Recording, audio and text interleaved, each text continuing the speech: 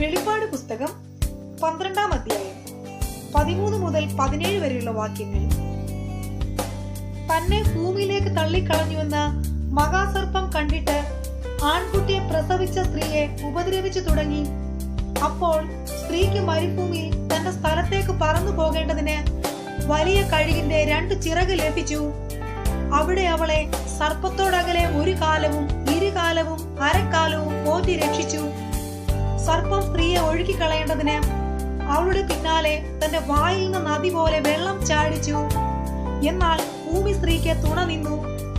മഹാസർപ്പം വായിൽ നിന്ന് ചാടിച്ച നദിയെ ഭൂമി വായ തുറന്ന് വിഴുങ്ങിക്കളഞ്ഞു. മഹാസർപ്പം സ്ത്രീയോട് കോപിച്ചു.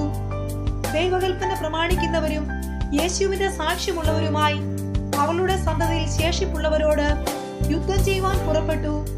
അവൻ കടൽപ്പുറത്തെ മണലിന്മേൽ നിന്നു. ആമേൻ.